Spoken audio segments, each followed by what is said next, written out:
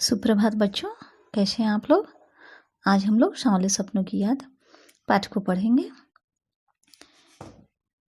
ये सांवले सपनों की याद पाठ के लेखक का नाम जाबिर हुसैन है और उन्होंने यह पाठ प्रसिद्ध पक्षी विशेषज्ञ सलीम अली की मृत्यु के बाद डायरी विधा में लिखा। अगर हम सही मायने में कहें तो यह सिर्फ डायरी न होकर एक संस्मरण है। संस्मरण यानी कि स्मृतियों पर आधारित, यानी कि जो हमारे जीवन की जो महत्वपूर्ण घटनाएं होती हैं और उनकी स्मृतियों को जो हम बार बार याद करते हैं, तो उसी को यहाँ यह संस्मरण के रूप में, यानी कि अपनी स्मृतियों को यहाँ उन्होंने अपनी डायरी में लिखा और एक रूप प्रदान किया। जाबिर हुसैन जी ने सलीम अली की मृत्यु के पर दुख व्यक्त करते हुए सांवले सपनों की याद यह संस्मरण जो लिखा, यह काफ़ी मर्मस्पर्शी, यानी कि हमारे हृदय को छूने वाला वो प्रभावोत्पादक है। इस सब चित्र को उकेरने के लिए हुसैन जी ने बड़े ही भावपूर्ण शब्दों को व्यक्त करने के लिए यह एक नई शैली, डायरी शैली अपनाई है और जिसके कारण उनकी यह रचना एक अमर कृति बन गई है। जाबिर हुसैन जी ने अपने संस्मरण को सांवले सपनों की याद नाम दिया। अब इसे सांवले सपनों की नाम इसलिए दिया क्योंकि जो हमारी जो यादें होती हैं और खासकर दुख भरी यादें, वो काफ़ी गहरी होती हैं। जिस प्रकार हम अपने भावों को, अपने विचारों को विभिन्न रंगों के माध्यम से भी व्यक्त करते हैं, उसी तरह से उन्होंने यहाँ सलीम अली की मृत्यु के पश्चात उनकी अतीत की धुंधली यादों को जो यहाँ प्रस्तुत किया है, तो इसे उन्होंने सांवले सपनों का नाम दिया है, जो कि काफ़ी उपयुक्त भी जान पड़ता है। यह अतीत की धुंधली जो है तस्वीरें स्वे शामसी जैसी हैं और ऐसे सपने जो हमें दुख देते हैं, और उन सपनों को हम सांवले सपने अगर कहते हैं तो यहाँ उचित ही है। यह आधे उन्होंने अपने अनन्य मित्र सलीम अली के जीवन से जुड़ी हैं, जो अब इस दुनिया को छोड़कर जा चुके हैं। सलीम अली जी एक प्रसिद्ध पक्षी विज्ञानी थे। इसके साथ साथ वह प्रकृति प्रेमी भी थे और हुसैन जी ने प्रकृति प्रेमी सलीम अली की स्मृतियों को अपने शब्दों का बड़ी ही भावपूर्ण शैली में उतारा है। उन्होंने यहाँ सलीम अली की मृत्यु से जो दुख और अवसाद उत्पन्न हुआ, उसका चित्रण यहाँ किया हुआ है। कहते हैं यहाँ कि सुनहरे परिंदों के खूबसूरत पंखों पर सवार सांवले सपनों का एक हुजूम मौत की खामोश वादी की तरफ अग्रसर है। कोई रोक टोक सके कहाँ संभव है।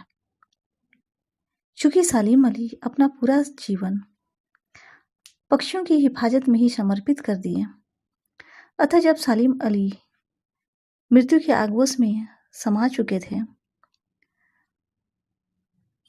तो यहाँ कह रहे हैं कि यह सलीम अली को उन्होंने एक पक्षी की संज्ञा देते हुए कह रहे हैं कि यह जो हमारा पक्षी है, यह अपने खूबसूरत पंखों पर सवार होकर यह मौत की खामोश वादी की ओर जा रहा है, यानी कि मौत की आगोश में यह समा चुका है। और उनके पीछे पीछे, यानी कि उनकी मृत्यु से दुखी जन समूह को यहाँ सांवले सपनों का हुजूम कहा गया है। हुजूम अर्थात भीड़ कहा गया है, जो उनकी शव यात्रा में शामिल है। आज सलीम अली जहाँ जा रहे हैं, कोई उनको रोक टोक सके, यानी कि कोई उनको रोक ले, यह कहाँ संभव है। और जो इस भीड़ है, यानी कि उनकी शव यात्रा में जितने भी लोग शामिल है, उसमें सलीम अली आगे आगे चल रहे हैं, यानी कि उनकी शव यात्रा ही है, इसलिए वह इनमें सबसे आगे हैं। अपने कंधों पर सैलानियों की तरह अपने अंतहीन सफर का बोझ उठाया और वह अपने कंधों पर सलीम अली जो है अपने जीवन का जो अंतहीन सफर है, यानी कि जो कभी खत्म नहीं होने वाला सफर है, उसका बोझ उठाया आज वह जा रहे हैं। यानी कि अपनी मृत्यु के बाद जो है उनका यह जो है ज़िंदगी से आखिरी पलायन है और उनका यह सफ़र पिछले तमाम सफ़रों से भिन्न है। जब भी समीर अली किसी भी पक्षी की खोज में या किसी भी महत्वपूर्ण कार्य से बाहर जाते थे या उनकी जितनी भी यात्राएं थी तो वह घर को लौटते थे, लेकिन यह सफ़र जो है अन्य तमाम सफ़रों से भिन्न है, क्योंकि यह सफ़र अंतहीन है और यह ऐसा सफ़र है जहाँ से अब सलीम अली जो इस यात्रा पर निकले हुए हैं वह कभी लौट कर नहीं आएंगे। भीड़ भाड़ की जिंदगी और तनाव के माहौल से सलीम अली का यह आखिरी पलायन है, यानी कि सलीम अली अभी भीड़ भाड़ की जिंदगी और तनाव के माहौल से अब दूर चले गए हैं।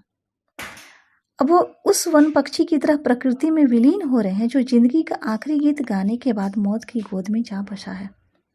यहाँ सलीम अली की तुलना एक वन पक्षी से करते हुए कहा गया है कि वह एक वन पक्षी की तरह इस प्रकृति में ही विलीन हो गए हैं जो अपनी ज़िंदगी का आखिरी गीत गाने के बाद मौत की गोद में जा बसे हैं। यानी उन्होंने अपनी ज़िंदगी का जो आखिरी क्षण था उसके बाद वह मौत की गोद में चले गए हैं, जहाँ से अगर कोई चाहे तो अपने जिस्म की हरारत और दिल की धड़कन देखकर भी उसे लौटाना चाहे तो वह पक्षी अपने सपनों के गीत दोबारा कैसे गा सकेगा। यानी कि जब अगर किसी प्रियजन हमारे से बिछुड़ जाते हैं, दूर चले जाते हैं, तो हम कितना भी चाहें कि वह हमारे पास वापस लौट करके आ जाए, वह मृत्यु की आगोश से वापस आ जाए, लेकिन ऐसा नहीं होता, क्योंकि हम अपने जिस्म की गर्मी और दिल की धड़कन को देख कर के भी अपने प्रियजनों को हम वापस लौटा नहीं पाते। इसी तरह से यहाँ कह रहे हैं कि सलीम अली अब चूँकि मृत्यु की गोद में समा चुके हैं और हम चाहे कितनी भी लाख कोशिश कर लें, हम अपनी जिस्म की गर्मी और दिल की धड़कन दे कर के भी उनको हम वापस जो है नहीं बुला सकते। और वह पक्षी यानी कि सलीम अली अपने उनका जो सपना था, जो उनका ख्वाब था, जो उनका पूरा जीवन जो है प्रकृति और पक्षियों के संरक्षण में जो गुजरा, यही उनका सपना था कि उनको एक नया जीवन मिल सके, इस प्रकृति का संरक्षण हो सके, हमारे पर्यावरण की रक्षा हो सके, यही उनका ख्वाब था। अब उस ख्वाब को वह कैसे दोहरा पाएंगे। कहते हैं, मुझे नहीं लगता कोई इस सोए हुए पक्षी को जगाना चाहेगा। वर्षों पूर्व खुद सलीम अली ने कहा था कि लोग पक्षियों को आदमी की नज़र से देखना चाहते हैं। यह उनकी भूल है, ठीक उसी तरह जैसे जंगलों और पहाड़ों, झरनों और आबशारों को प्रकृति की नज़र से नहीं, आदमी की नज़र से देखने को उत्सुक रहते हैं।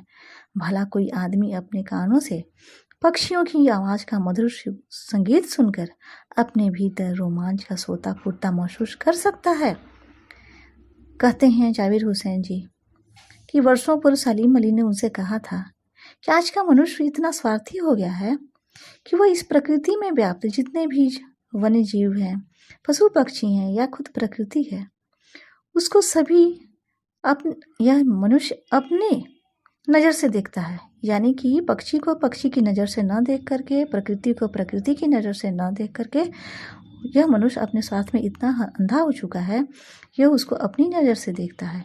और यही मनुष्य की सबसे बड़ी भूल है, क्योंकि वह अपने स्वार्थ में अंधा हो चुका है और इस पर्यावरण और इस वन जीवों को, इस वन पक्षियों को वह हानि पहुंचा रहा है।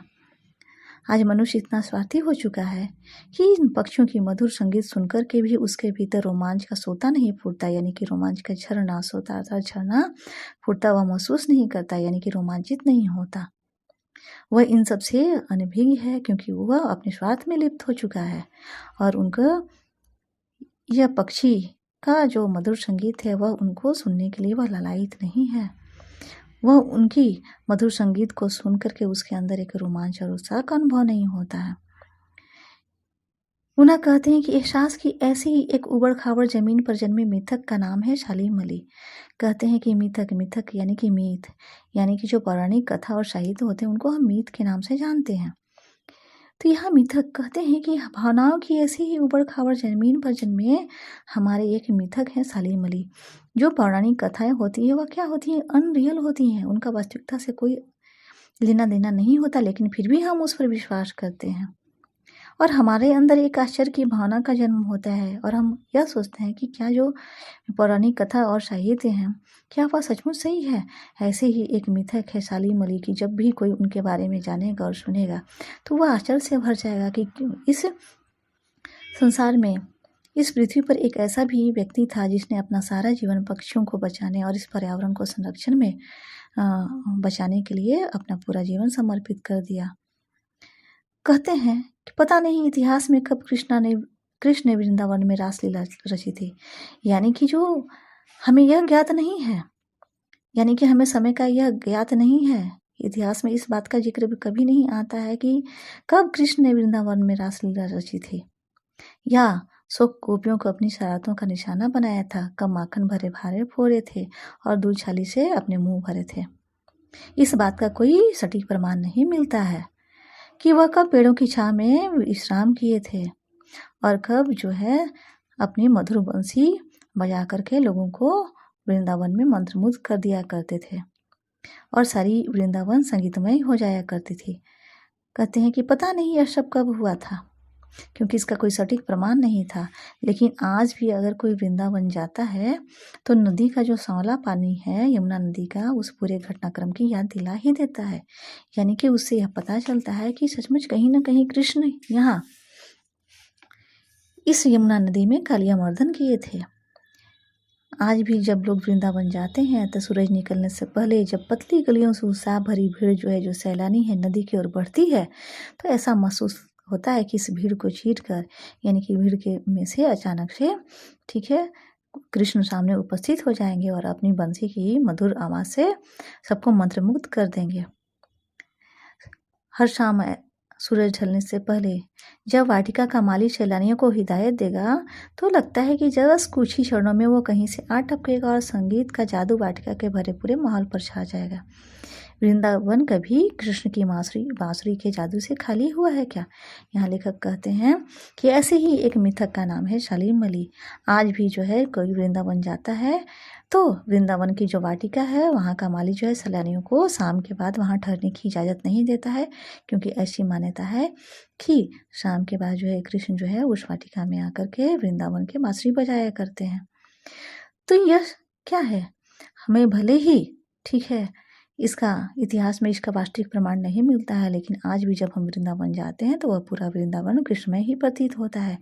ऐसे ही हमारे थे एक मिथक थे हमारे सालीम अली। कहते हैं कि सालीम अली जो है कमज़ोर काया वाले व्यक्ति थे। लंबी यात्राओं की थकान ने उनके शरीर को कमज़ोर कर दिया था। उनकी उम्र जो है लगभग 100 वर्ष तक पहुँचने में थोड़े ही दिन बचे थे, किंतु और उनको कैंसर जैसी जानलेवा बीमारी भी हो गई थी। लेकिन अंतिम समय तक उनकी आंखों से वह रोशनी छीनने में सफल नहीं हुई जो पक्षियों की तलाश और उनके हिफाजत के प्रति समर्पित थी। यानी कि उम्र के 100 वर्ष में पहुंचने पर कैंसर जैसी जानलेवा बीमारी उनकी मौत का कारण बनी, लेकिन उसके बावजूद जो है वह बीमारी उनकी आंखों से वह रोशनी छीनने में सफल नहीं हुई। यानी कि उनके भीतर जो जज्बा था पक्षियों को बचाने का, पक्षियों की तलाश का, उनकी हिफाजत का, वह अंतिम समय तक जो है उसके प्रति वह समर्पित थे। और सलीम अली की आंखों पर चढ़ी जो दूरबीन थी उनके मौत के बाद ही उतरी थी। उनके जैसा वर्ड वाचर शायद ही कोई हुआ हो। लेकिन कहते हैं यहाँ पर कि कभी कभी एकांत के क्षण में सलीम अली बिना दूरबीन के भी देखे गए थे। वह सलीम अली उन लोगों में से जो थे जो प्रकृति के प्रभाव में आने के बजाय प्रकृति को अपने प्रभाव में लाने के कायल होते हैं। यानी कि सलीम अली को प्रकृति प्रभावित नहीं करती थी, बल्कि वह पूरी प्रकृति को प्रभावित कर लेते थे, क्योंकि उनके लिए इस प्रकृति में हर तरफ एक हंसती खेलती रहस्य भरी दुनिया पसरी थी। हम आज मनुष्य अपने स्वार्थ में इतने अंधे हो चुके हैं कि हमें जो ईश्वर द्वारा ने जो इस सुंदर प्रकृति की रचना की है, ये वन, पहाड़, झरने, इसमें हमें कुछ भी नज़र नहीं आता, बल्कि हम अंधाधुंध जो है इनका हम दोहन करते हैं अपने स्वार्थ के लिए, इनको नष्ट करते जा रहे हैं। लेकिन सलीम अली के लिए पूरी प्रकृति एक रहस्य में भरी दुनिया थी और यह दुनिया उन्होंने बहुत मेहनत से अपने लिए गढ़ी थी। और इसको गढ़ने में उनकी सलीम अली की पत्नी जो जीवन साथी थी तहमीना ने काफ़ी मदद पहुंचाई थी और तहमीना स्कूल के दिनों में उनकी सहपाठी रही थी। यानी कि सलीम अली ने को जो प्रकृति से जो गहरा लगाव था, पशु पक्षियों से जो गहरा लगाव था, उनकी हिफाजत के प्रति जो तहे दिल से समर्पित थे, उनमें उनकी जीवन साथी तहमीना का भी बहुत बड़ा हाथ था। कहते हैं कि एक बार जो है सलीम अली तत्कालीन जो है प्रधानमंत्री चौधरी चरण सिंह से मिले थे, क्योंकि वह केरल की साइलेंट वैली को संरक्षित करने का संकल्प लेकर के मिले थे और वह जो है रेगिस्तानी हवा के झोंकों से बचाने के लिए कृत संकल्प थे। वह पर्यटकों, सैलानियों और शिकारियों के कारण साइलेंट वैली में पशु पक्षियों का जो जीवन अब सुरक्षित नहीं रह गया था, इसके साथ साथ रेगिस्तानी हवा के झोंकों से जो केरल की साइलेंट वैली को जो क्षति पहुंच रही थी और पर्यावरण दूषित हो रहा था और प्रकृति का जो संतुलन बिगड़ रहा था, उससे वह काफ़ी आहत थे। और इसी चीज़ को लेकर वह तत्कालीन प्रधानमंत्री चौधरी चरण सिंह जी से मिले और उन्होंने पक्षियों के लुप्त हो जाने और इस प्रकृति जो अपनी धरोहर को खो देगी, जो उससे वंचित हो जाएगी, इन सभी बातों से उनको अवगत कराया। तो जिन्होंने प्रकृति के विरुद्ध जो तस्वीर खींची उनके सामने, इस प्रकृति को संरक्षण को लेकर के, इससे जो है प्रधानमंत्री जो चौधरी चरण सिंह जी थी, उनकी आंखें भी नम हो आई थी, क्योंकि सलीम अली जो है इतने प्रकृति से जुड़े हुए थे व्यक्ति थे कि उन्होंने अपनी बातों को बहुत ही सहजता से उन तक पहुंचाया और उन्होंने प्रधानमंत्री ने केरल की साइलेंट वैली को बचाने का भी अपना प्रयास किया। आज सलीम अली नहीं है, चौधरी साहब भी नहीं है, कौन बचा है जो अब सौंधी माटी पर उगी फसलों के बीच एक नए भारत की नींव रखने का संकल्प लेगा। कहते हैं कि चौधरी चरण सिंह जी भी अपने ज़मीन से जुड़े व्यक्ति थे, यानी कि वह गांव में जन्मे व्यक्ति थे और गांव की सौंधी मिट्टी का ज्ञान था उन्हें और वह प्रकृति के संरक्षण को लेकर के भी काफ़ी सजग थे। तो वही कहते हैं कि आज सलीम अली नहीं है, चौधरी साहब भी नहीं है हमारे बीच। अब वह कौन व्यक्ति है, वह कौन सा व्यक्ति है हमारे बीच जो एक नए भारत की नींव रखने का संकल्प लेगा? कौन बचा है जो अब हिमालय और लद्दाख की बर्फीली ज़मीनों पर जीने वाले पक्षियों की वकालत करेगा? यानी कि इस प्रकृति के संरक्षण और वन पक्षियों की हिफाजत के लिए आज कौन व्यक्ति कृत संकल्प रहेगा या कौन व्यक्ति उनको बचाने के लिए आगे आएगा? सलीम अली ने अपनी आत्मकथा का नाम रखा था fall of A sparrow. Fall of A sparrow Salim Ali द्वारा लिखी गई पुस्तक है। इसमें उन्होंने उन घटना का जिक्र किया है जब सलीम अली बचपन के दिनों में अपनी एयरगन से एक गौरैया को घायल कर दिए थे। नीलेकंठ की वह गौरैया जब जमीन पर गिरी घायल होकर के, तो सलीम अली को इससे काफ़ी आहत हुए और इस दुखद घटना ने उनके जीवन की दिशा को ही बदल दिया और उन्होंने जिंदगी भर पक्षियों के संरक्षण का संकल्प लिया। इस तरह से गौरैया वाली घटना ने उनकी जीवन दिशा को बदल करके उन्हें एक पक्षी प्रेमी बना दिया। तो वही कहते हैं कि मुझे याद आ गया कि D.H. लॉरेंस की मौत के बाद लोगों ने उनकी पत्नी फ्रीडा लॉरेंस से अनुरोध किया कि वह अपने पति के बारे में कुछ लिखे। तो सलीम अली की तरह ही D.H. लॉरेंस जो थे वह एक पक्षी विशेषज्ञ थे और इसके साथ साथ वह जो है 20वीं सदी के अंग्रेजी के प्रसिद्ध उपन्यासकार भी थे। उन्होंने अनेक जो है प्रकृति संबंधी कविताएं भी लिखी। प्रकृति से D.H. लॉरेंस का बहुत ही गहरा लगाव था और उससे उनका संबंध बहुत ही गहन था। वे मानते थे कि हमारा प्रकृति को ओर लौटना जरूरी है, क्योंकि हमारी जो जड़ें हैं, ठीक है, हमारा जो जीवन है वह इस प्रकृति से ही पर ही निर्भर है। अगर हम अपने जड़ को ही खोखला कर देंगे तो हमारा जीवन का अस्तित्व समाप्त हो जाएगा। लेकिन जब उनकी मृत्यु होती है D.H. लॉरेंस की मौत के बाद, जब उनकी पत्नी फ्रीडा लॉरेंस से जब लोगों ने उन्हें अपने पति के बारे में कुछ लिखने को कहा, तो फ्रीडा का कहना था कि लॉरेंस मेरी रगों में समाये हैं, मेरी हड्डियों में समाये, यानी कि लॉरेंस मेरे दिल में अभी तक बसे हुए हैं, वह मेरे दिल में, वह मेरे रोम रोम में बसे हैं, लेकिन उनके बारे में लिखना मेरे लिए कुछ भी लिखना असंभव सा प्रतीत होता है, क्योंकि मुझे महसूस होता है कि D.H. लॉरेंस हमसे ज़्यादा मेरी छत पर बैठने वाली गौरैया से ज़्यादा घुले मिले थे, और मेरी जो गौरैया है छत पर बैठने वाली, वह लॉरेंस के बारे में मुझसे ज़्यादा जानती है। इस तरह से उन्होंने